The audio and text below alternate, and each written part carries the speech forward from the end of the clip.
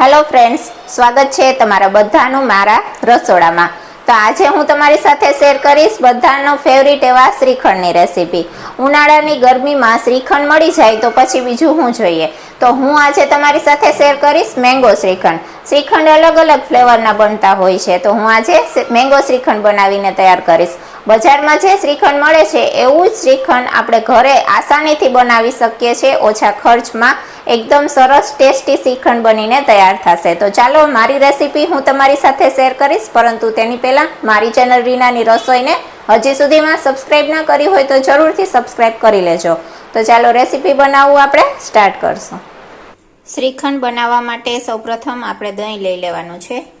તો આ રીતના મેં દહીં લીધું છે અને દહીં એકદમ સરસ જામેલું હોવું જોઈએ। તમે જોઈ શકો છો આવી રીતના પરફેક્ટ જામેલું દહીં છે તે લેવાનું।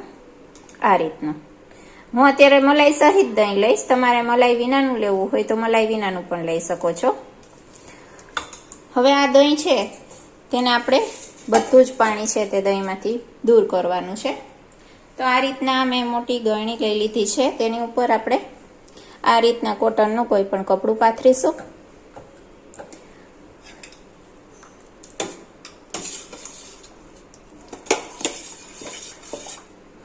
અને તેમાં આપણે આ બધું જ દહીં છે તે એડ કરી દેશું।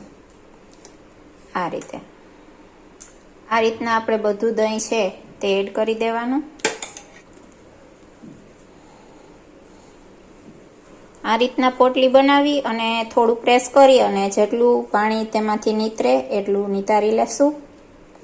આ રીતના હળવા હાથે આપણે પ્રેસ કરીશું એટલે તમે જોઈ શકો છો દહીંમાંથી પાણી અલગ થઈ રહ્યું છે। દહીં છે એ બને ત્યાં સુધી વધારે પડતું ખાટું દહીં ન હોય તેનું ધ્યાન રાખવાનું। ખાટા દહીંનું શ્રીખંડ બનાવવામાં નથી આવતું। હવે આ રીતના આપણે તમે જોઈ શકો છો બને એટલું પાણી છે તે નિતારી લીધું છે, હજી પણ થોડું થોડું પાણી નીતરે છે। હવે આપણે આ જે દહીં છે તેનું આ પાણી છે તે થોડું અલગ કરી લેશું।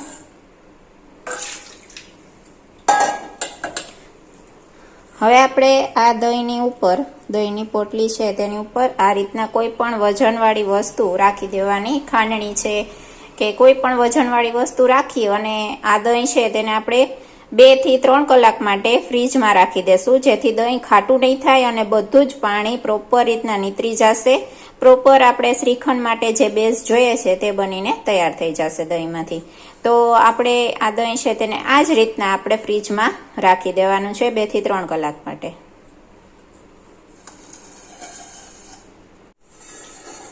હવે 2 થી 3 કલાક જેટલો સમય થઈ ગયો છે, પાણી બધું નીતરી ગયું છે, જોઈ લેશું। ફ્રીજમાં રાખવાથી આ દહીં છે તે ખાટું નથી થતું। જો તમે બહાર એમને એમ રાખી દેશો તો ખટાશ પકડી લેશે અને શ્રીખંડ સારું નહીં બને। તમે જોઈ શકો છો બધું જ પાણી પ્રોપર રીતના નીતરી ગયું છે અને આવી રીતના ટેક્સચર થઈ ગયું છે, એકદમ સોફ્ટ। તમે જોઈ શકો છો આવું આપણે દહીંનો બેઝ જોશે। હવે તેને આપણે એક વાસણમાં ટ્રાન્સફર કરી લેશું। આવી રીતના મોટા વાટકામાં જ આપણે તેને એડ કરી દેશું। હવે શ્રીખંડમાં આપણે દળેલી ખાંડનો ઉપયોગ કરવાનો છે, તો આ ખાંડ છે તેને મિક્સી જારમાં આપણે ફાઇન ભૂકો કરી લેવાનો છે।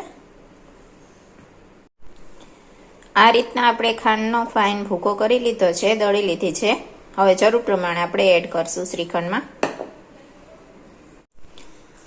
તો આ રીતના આપણે બધું પાણી નિતારી અને દહીં પરફેક્ટ રીતના તૈયાર કરી લીધું છે। જોઈ શકો છો એકદમ સરસ સોફ્ટ દહીં બની ગયું છે। હવે આની અંદર ઉમેરવાની વસ્તુ આપણે બધી લઈ લેશું। જો કેવું સરસ છે દહીં, આવું થવું જોઈએ।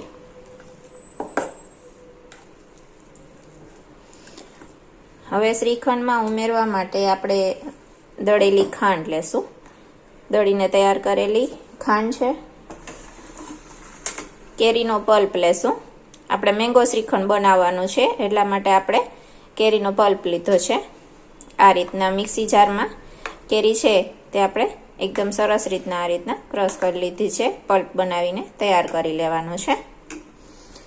અને તમારી ચોઈસના કોઈ પણ ડ્રાય ફ્રૂટ્સ લઈ લેવાના। મેં કાજુ બદામ અને પિસ્તાની આ રીતના કતરણ કરીને લીધી છે અને આ રીતના થોડા એવા કેરીના પીસ પણ કરીને રાખ્યા છે, નાના નાના પીસ છે, તે પણ આપણે શ્રીખંડમાં ઉમેરીશું. તમારે આ બેઝમાંથી તમે કોઈ પણ શ્રીખંડ બનાવી શકો છો. એકલું ડ્રાયફ્રૂટ શ્રીખંડ બનાવવું હોય, કેસર પિસ્તા શ્રીખંડ બનાવવું હોય, ફ્રૂટ ઉમેરીને શ્રીખંડ બનાવવું હોય તો એ પણ તમે બનાવી શકો છો. અત્યારે હું મેંગો શ્રીખંડ બનાવીશ એટલા માટે મેં કેરીનો પલ્પ લીધો છે. તો સૌપ્રથમ આપણે તેમાં ખાંડ ઉમેરીશું. જરૂર પ્રમાણે આપણે મીઠાશ રાખવાની. ગળાશ તમે તમારા પ્રમાણે વધારે ઓછી કરી શકો છો. તમને જેટલું ગળું પસંદ હોય એ પ્રમાણે લેવાનું.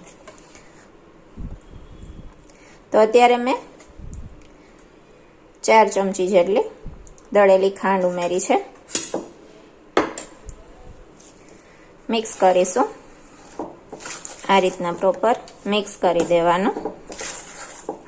હવે આપણે તેમાં કેરીનો પલ્પ ઉમેરીશું.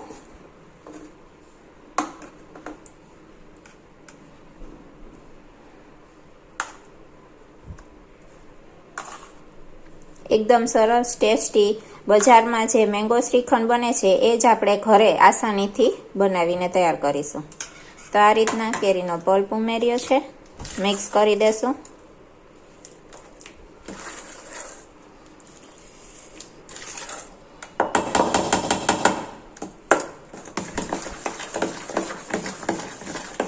આ રીતે પ્રોપર મિક્સ કરી દેવાનું. ડ્રાયફ્રૂટ્સ પણ આપણે એડ કરી દેશું. મિક્સ કરી દેશું આ રીતે.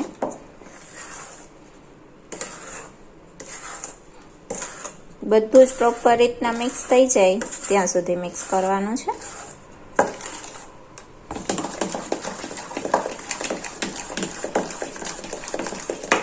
જોઈ શકો છો ટેક્સચર શ્રીખંડનું કેવું આવ્યું છે. એકદમ સરસ પરફેક્ટ લીસું શ્રીખંડ બનીને તૈયાર થયું છે. એકદમ સરસ ક્રીમી બન્યું છે. આ રીતે બધું પ્રોપર રીતે મિક્સ થઈ ગયું. હવે આપણે તેમાં મેંગોના જે પીસ કરીને રાખ્યા તે થોડા ઉમેરીશું અને થોડા આપણે ઉપરથી ગાર્નિશિંગમાં લેશું. તમે તમારી ચોઈસ પ્રમાણે આમાં વધારે ઓછા પલ્પ પણ યુઝ કરી શકો છો. મિક્સ કરીશું. તો બસ એકદમ ઇઝીલી ઘરે જ આસાનીથી એકદમ સરસ મજાનું ક્રીમી ટેક્સચરમાં મેંગો શ્રીખંડ બનીને તૈયાર છે. તો બસ હવે આપણે તેને ફ્રીજમાં ઠંડુ થવા માટે રાખી દેશું અને તેને એકદમ સરસ ઠંડુ ઠંડુ સર્વ કરીશું. હવે આપણે આ મેંગો શ્રીખંડ છે તેને ઠંડુ ઠંડુ જ સર્વ કરીશું.